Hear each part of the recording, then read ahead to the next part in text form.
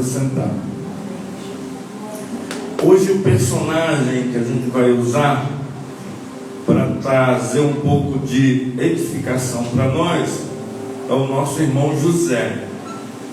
De forma sucinta, eu não vou me deter muito a história de José, porque eu acho que todo mundo já sabe, mas eu vou usar os meios que José passou para saber como é que a gente passaria. Em primeiro lugar, José e Benjamim, o seu irmão mais novo, eram os filhos mais novos de Jacó.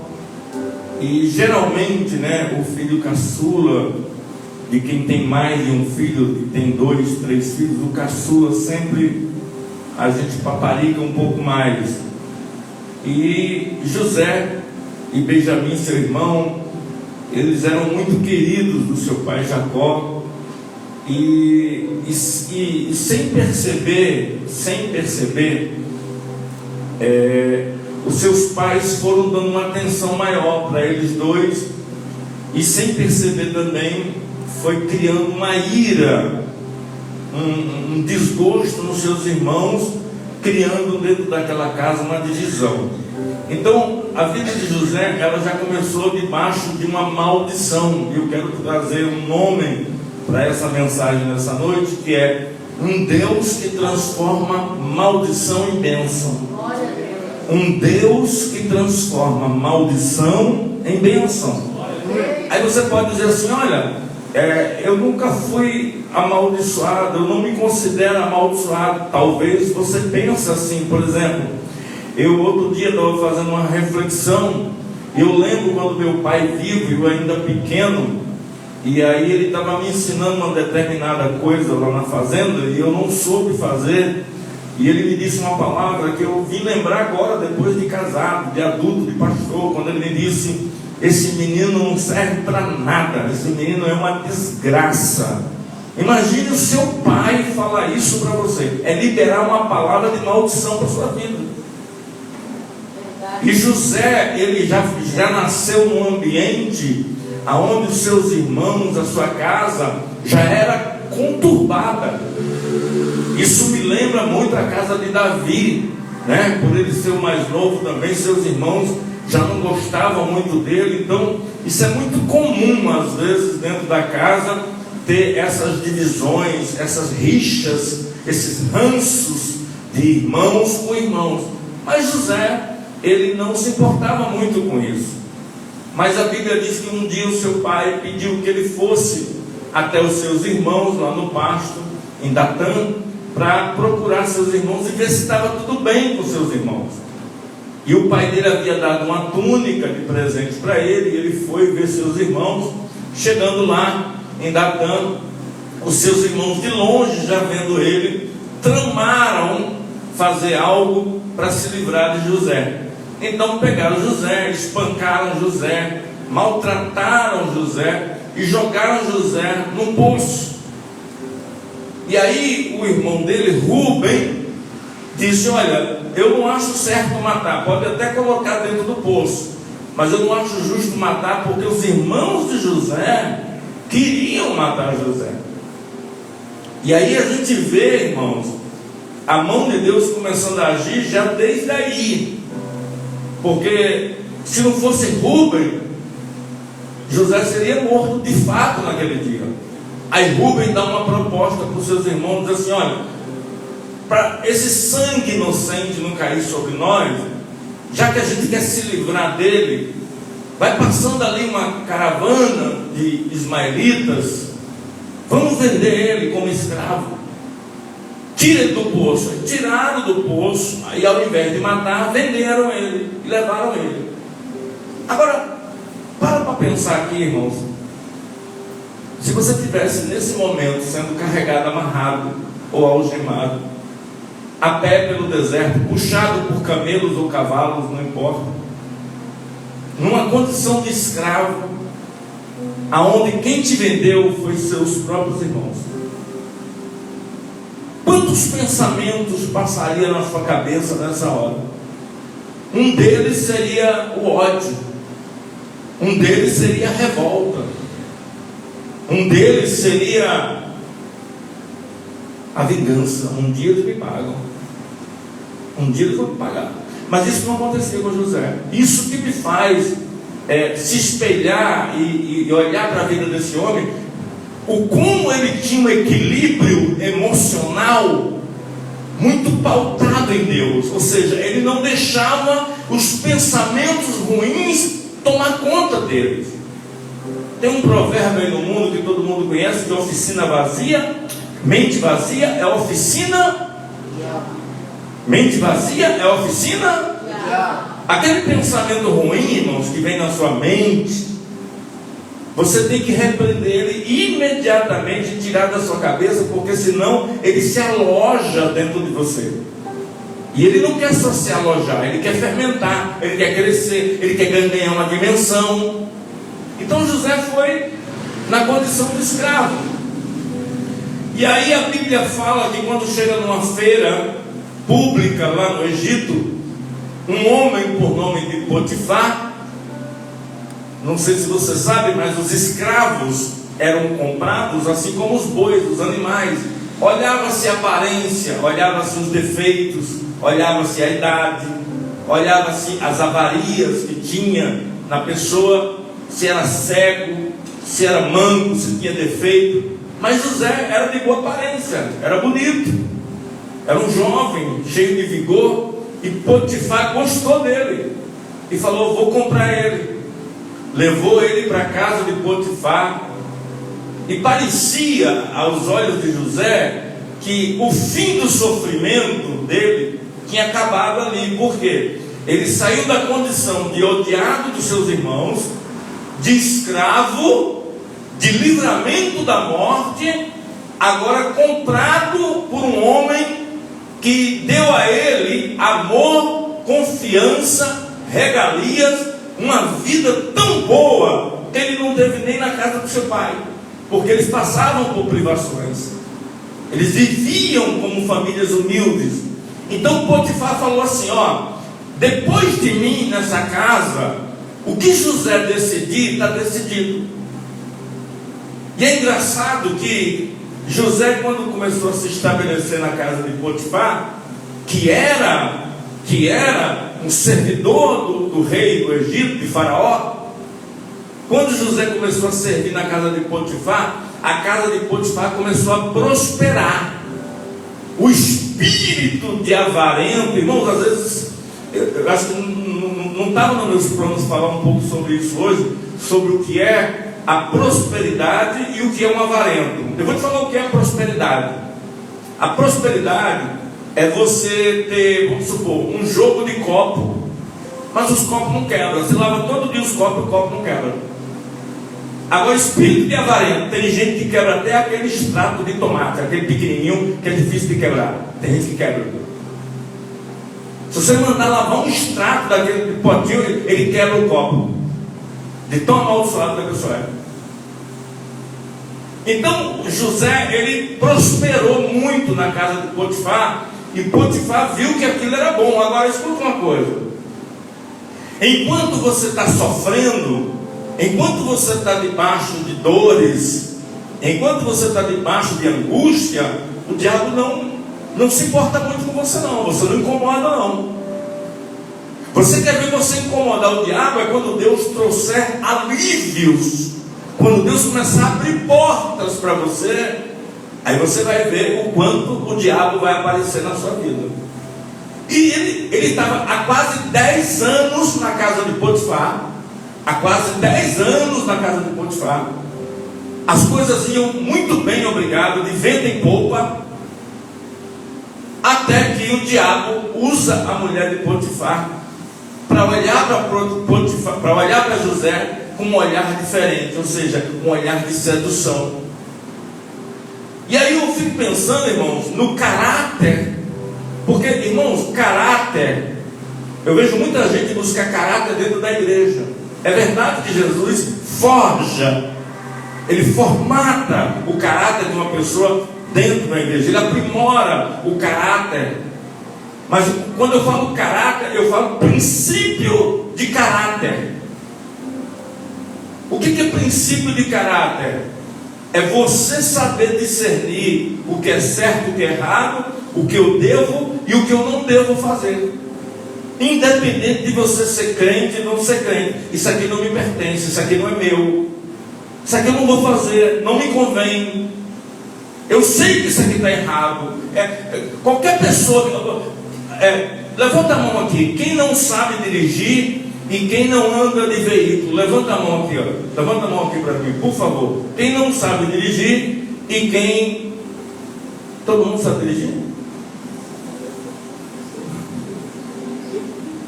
Até Maria sabe dirigir, eu não sabia. Maria tem carteira e eu não sabia, gente. Estou falando que a gente é muito não saber das coisas.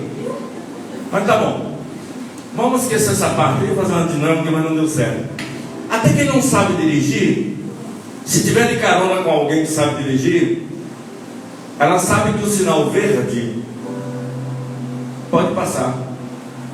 O amarelo é um alerta. Cuidado, cuidado, cuidado, cuidado. Vermelho, para, já deu, para. O semáforo significa isso. Na vida espiritual é a mesma coisa. Nesse dia, na casa de Potifar, o sinal verde estava ligado. E aí a mulher de Potifar começou a assediar José. E aí liga o quê? O sinal amarelo. Aí José percebeu que o sinal amarelo ligou. E ele falou: opa, sinal de alerta. Irmãos, se ele fosse um cara fraco, sem Deus, o que ele pensaria? Vamos pensar nas possibilidades de José. Ó, se eu ficar com a mulher do cara, pode ser que ela se separe dele e fique com a metade dos bens, e eu fico com a metade dos bens com ela, minha vida já muda por aqui, que eu não tinha nada, cheguei aqui como escravo. Ele poderia pensar isso. Segunda coisa, eu posso ter um caso com ela e ninguém ficar sabendo. Mas nas duas hipóteses, ele não fez em momento nenhum por um motivo comum. José vivia pautado no que Deus olhava para ele. Tudo que José fazia era pensando em Deus. José não trocava fama, sucesso. Para José, tanto faz estar no deserto, ser escravo, ser copeiro, ser um servo, ser um cooperador, ser um empregado, ser um mordomo. Para ele tanto faz. O que valia a pena, o que não podia faltar na vida de José, era a presença do Todo-Poderoso. Isso me chama a atenção na vida desse jovem. E a presença de Deus era tão forte na vida dele, que quando essa mulher deu uma investida em cima dele, ele se esquivou dela, ele saiu de perto dela. Só que o diabo, irmãos, ele é o pai da mentira. O que ele fez? Ele usa a mulher como vítima. E ele fez a mulher de Potifar mentir e dizer para o marido assim: olha, sabe aquele servo seu que há 10 anos está aqui conosco? Você acredita que ele tentou dar em cima de mim hoje?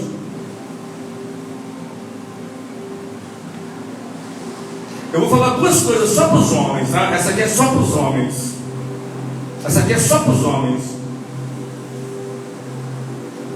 Você acha que Potifar, ou Potifar era muito burro, ou Potifar sabia que a mulher dele não era muito confiável. Ou Potifar era muito burro, mas o marido sabe quando a sua mulher ela é fiel. Ele sabe quando ela é. Assim também quando ele sabe quando a sua mulher balança, mas não cai. Ele sabe, o homem sabe. Potifar sabia a mulher que ele tinha. A segunda coisa que eu vou dizer para os homens é o seguinte: isso é para agora, 2023, tá? Não é lá para José não, está valendo agora. E já, eu acho que a lei Maria da Penha já existia desde José. Por quê? Se qualquer mulher aqui dessa igreja for na delegacia e disser que qualquer homem aqui tentou assediá-la, ou tentou cantar ela ou importunar ela, ele vai ser intimado e ela não precisa de prova para ele ser processado. A palavra da mulher só paga. Rapaz, é por isso que eu entendi, porque tem muito homem querendo ser mulher. Fala assim, não, porque eu entro na orelha da penha. Eu só tenho um jeito de entrar, se eu virar mulher. É sério. Eu vou virar mulher porque qualquer coisa, se alguém mexer comigo, eu vou lá e dou queixa dele, e aí eu ferro com essa raça de homem aí e tudo mais.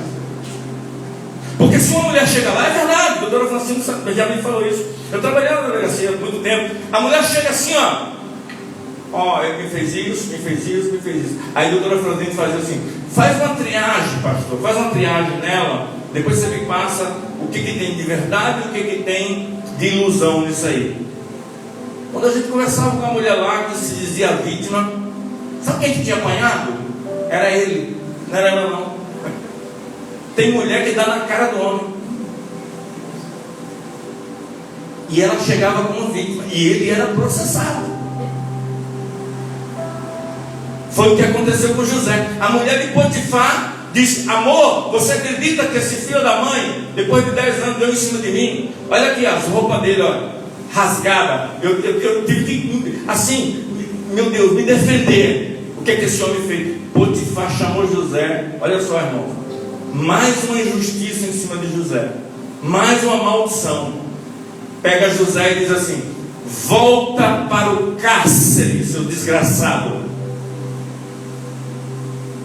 Ele passa mais 2 anos no cárcere.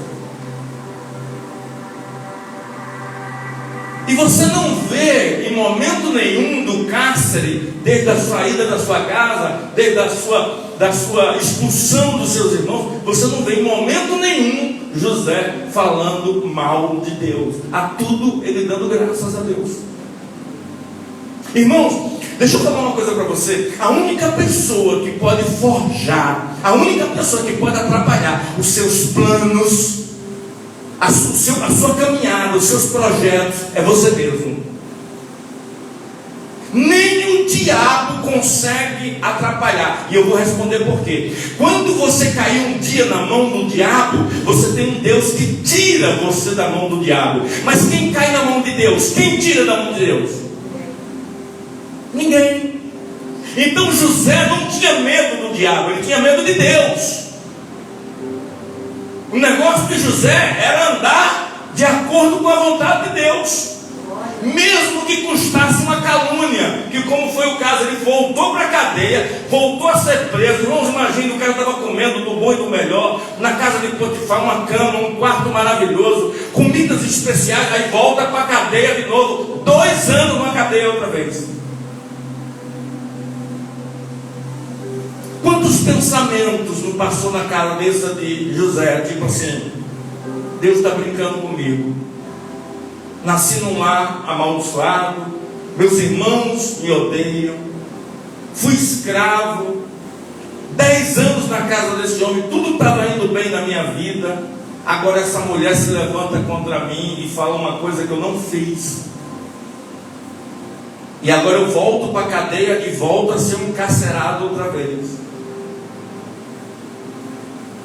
Irmãos, o diabo pode jogar você aonde ele quiser. Pode ser no pasto, pode ser na cadeia, pode ser onde quiser. Quando Deus for te buscar e trazer você para um lugar de honra, ninguém vai te impedir. Ninguém vai impedir o propósito que Deus tem na sua vida com Deus. Passou-se 2 anos, Faraó teve um sonho.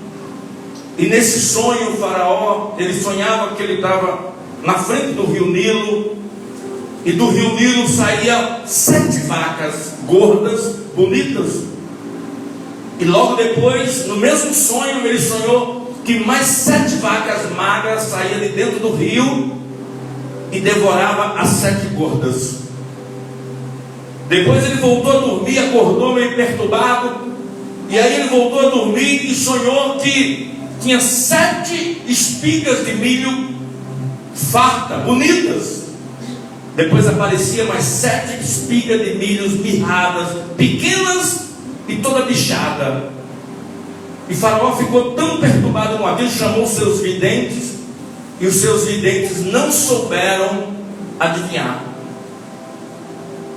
Enquanto o Faraó estava preocupado em desvendar o sonho, Deus já estava trabalhando lá na cadeia em favor de José.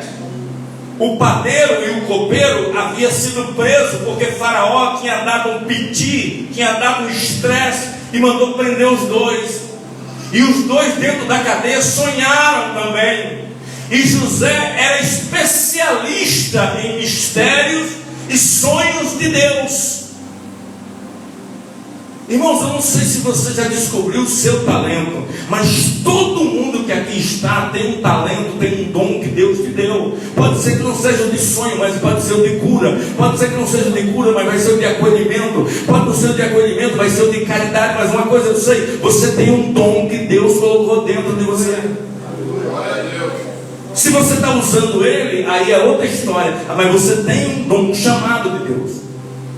E o chamado de José era discernir, era decifrar os sonhos. E aí a Bíblia diz que o copeiro teve o primeiro sonho, dizendo assim: olha, eu sonhei que nascia sobre a minha cabeça um pé de vinha. E as uvas eram tão bonitas, tão vistosas, que eu pegava um cacho de uva, e eu pegava a taça de Faraó, e eu espremia aquele cacho de uva, e eu dava na mão de Faraó. E era 3 cachos que eu fazia isso. Aí José disse: seu sonho, eu já vou decifrar ele agora. Dentro de 3 dias, você vai voltar para o palácio, o Faraó vai mandar te chamar, e você vai voltar para a sua função de copeiro, vai deixar de ser carcereiro, você não vai ser mais presidiário, você vai voltar para o palácio, porque Faraó vai mandar te chamar. Aí o padeiro, também teve um sonho. Ele disse: olha, engraçado, na minha cabeça havia também 3 cestos de pães, e no meio desses 3 cestos tinha um outro cesto com uns pães muito bonitos, gostosos, que o Faraó gosta muito de comer. Mas quando eu pensava, quando eu olhava para o cesto, vinha os corvos, as aves, e comia aqueles pães, e os 3 cestos sumiam. José disse: olha, o seu sonho também eu vou discernir. Dentro de 3 dias, Faraó vai chamar você de volta para o palácio, mas você não vai voltar para a sua função, não. Ele vai degolar você, ele vai enforcar você, vai te matar. Dentro de 3 dias você morre. E assim se cumpriu. Só que, olha só, irmão, quando José revelou o sonho para o padeiro e para o copeiro, havia um acordo. Olha que amigo nós temos no mundo que vivemos. O copeiro, quando ele soube do sonho dele, que era o melhor, José só falou assim para o copeiro: por favor, quando você estiver com o Faraó, lembra de mim.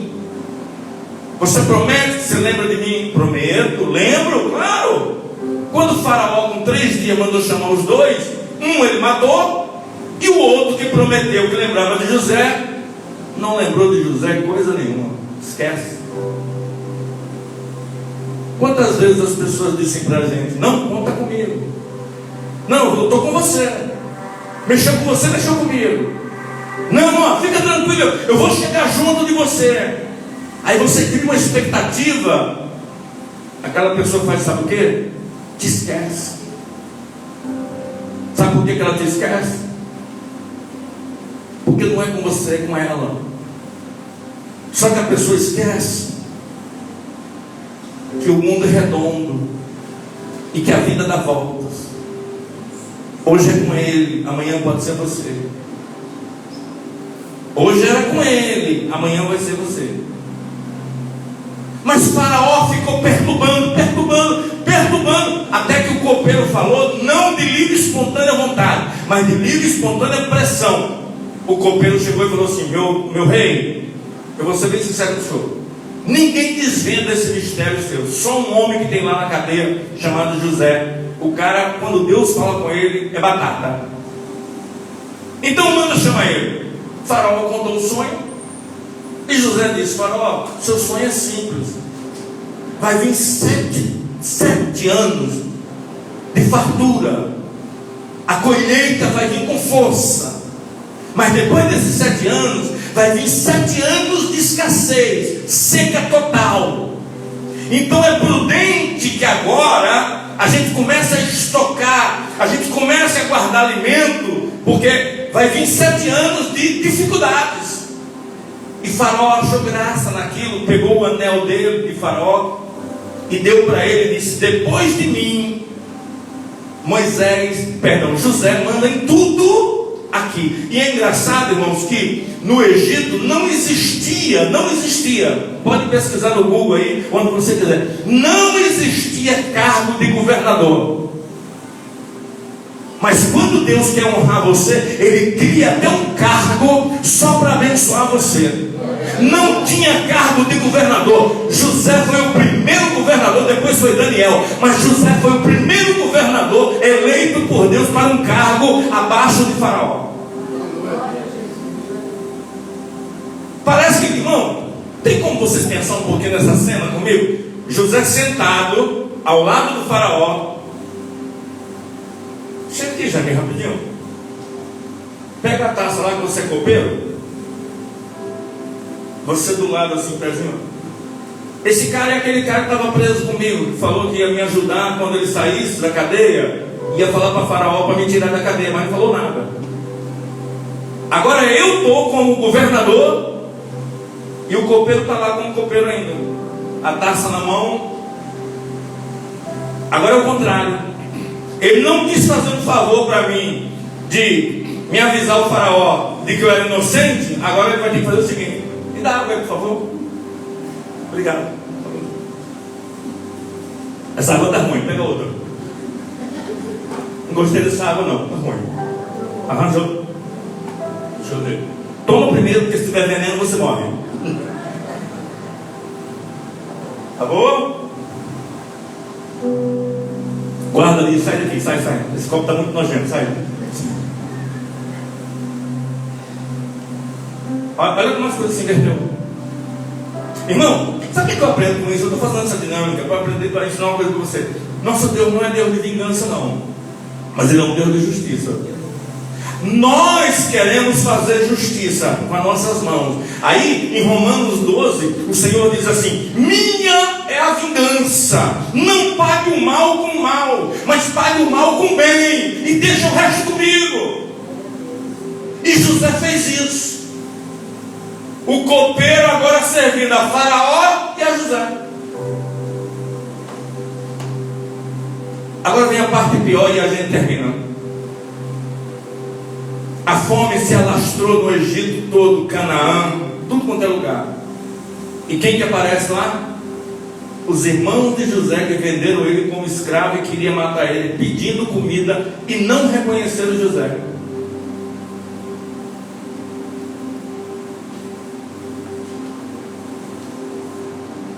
Será que aqui dentro a gente fazia? Quantas pessoas faziam como José? Perdoavam. Será que os irmãos da gente tivessem vendido a gente como escravo e viessem pedir comida? O que a gente faria com os nossos irmãos? E aí José ensina para a gente o que a gente tem que fazer: pagar o mal com o bem. Pagar o mal com o bem. Os irmãos não reconheceram ele. Ele entra, se retira um pouquinho, ele chora de saudade. Era quase 15 anos que ele não via sua família.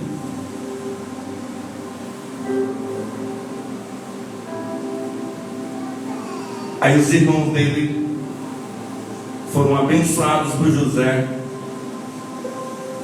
levaram comida, levaram especiarias, mandaram chamar o seu pai. Eu estou diminuindo por causa do tempo.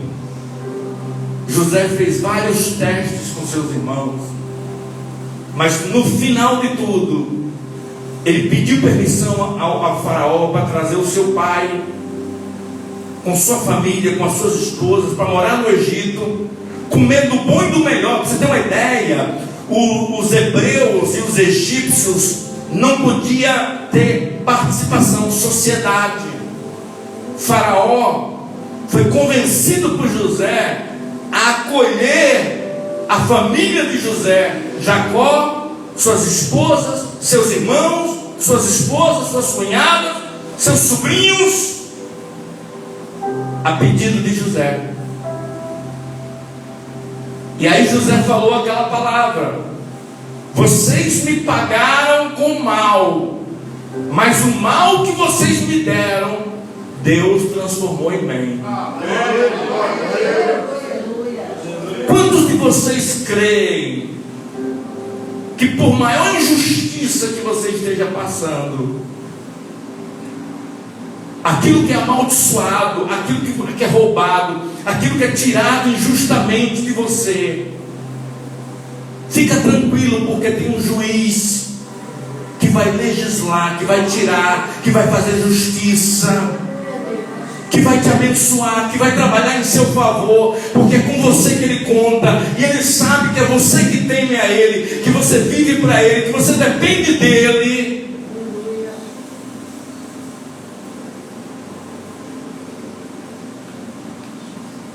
A proposta desta noite é: ou você vai até o fim confiando que Deus está no controle, ou você vai perder a cabeça no meio do caminho. Você tem que ir até o fim crendo que Deus está no controle e que daqui a pouco essa situação vai se reverter para melhor. É só acreditar e esperar. É só acreditar e esperar. Quando eu vi as meninas cantando esse louvor, eu falei para os meninos, esse louvor, ele tem tudo a ver com o que a gente vai pregar hoje. E o nome desse louvor é Nada Temerei.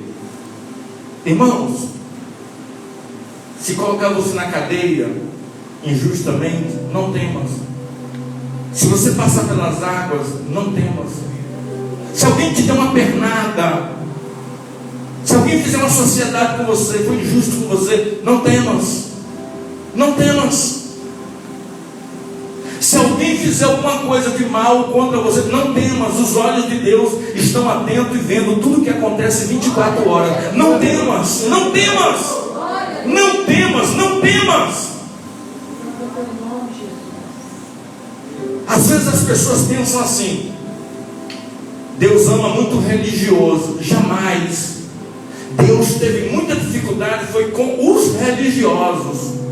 Agora eu vou te falar quem Deus ama: o justo. Hebreus capítulo 10, versículo 35 diz assim: não rejeiteis, pois, a vossa confiança, porque ela terá um sério e avultado galardão. Necessitais de paciência, para depois de você fazer a vontade de Deus, alcançar a promessa. Aí ele fala assim: daqui a pouquinho, em pouco tempo, aquilo que há de vir virá e não tardará. Aí ele termina dizendo o seguinte, que não é o religioso, é o justo. Ele diz: porque o meu justo vive pela fé. Se ele recuar, a minha alma não tem prazer nele.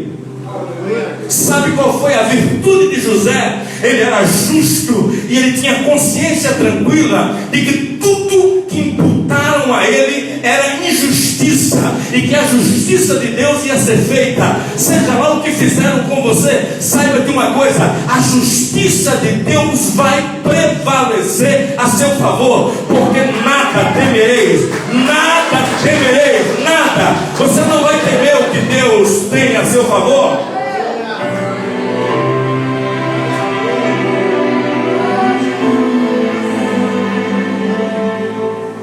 Se o mar se agitar e tudo escurecer e parecer que eu não vou sobreviver, se meu coração sentir que é o fim, eu vou manter meus olhos firmes no Senhor. Circunstâncias não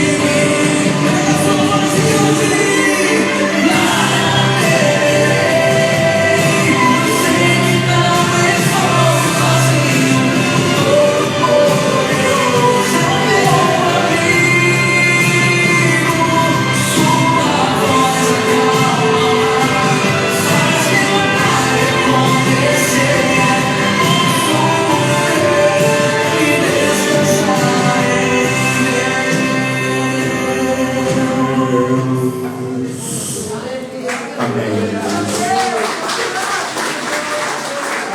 Quando a gente estava louvando aqui esse hino, o Espírito Santo falava comigo assim: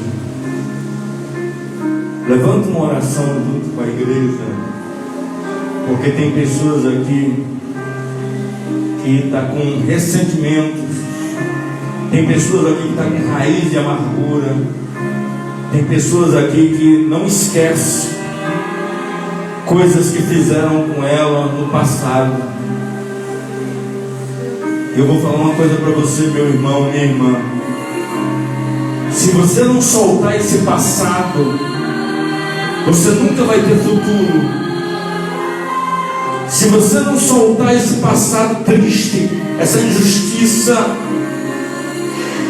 isso vai virar um câncer na sua mente. Deus amado, Deus bendito, eleva a minha voz como José fazia nas suas aflições. Arranca, meu Deus, essa mágoa, essa cicatriz, meu Deus, essa tristeza, essa decepção, essa frustração do passado. O Senhor tem muito mais para dar para essa pessoa do que aquilo que ela perdeu, ou aquilo que foi tirado dela. Mas ela precisa confiar, ela precisa acreditar que o juiz, o Todo-Poderoso, ele vai bater o martelo, ele vai dar a sentença, ele vai reparar esse dano, ele vai colocar um cargo à disposição, ele vai abrir uma porta para você até onde não tem. O seu silêncio vai ser a arma contra os injustos. Você vai pagar os injustos com silêncio. Você vai deixar os injustos na mão de Deus. Saia daqui leve, saia daqui flutuando nas asas do Espírito Santo. Não deixe esse mal do passado, não deixe essa pessoa te aprisionar na sua mente. Não deixe esse nome, não deixe esse lugar que você passa ser uma clausura, despertar o seu mal, fazendo reflorescer a sua tristeza. Apague esse passado, traga tudo novo. O Senhor disse a Isaías assim: eis que eu vou colocar um caminho no deserto, e eis que eu farei tudo novo. Deus está dizendo que vem coisas novas sobre a tua vida. E as coisas novas são coisas que seus olhos não viram, seu coração não sentiu e seu ouvido ainda não ouviu. Mas são as coisas que Deus tem preparado para você. Que o Senhor te liberte, como libertou José, de todo o passado, de toda injustiça, de toda calúnia. Saia livre desta igreja hoje, em nome de Jesus. Pode trocar e colocar o outro. Que o grande amor de Deus, que a graça do nosso Senhor e Salvador Jesus Cristo,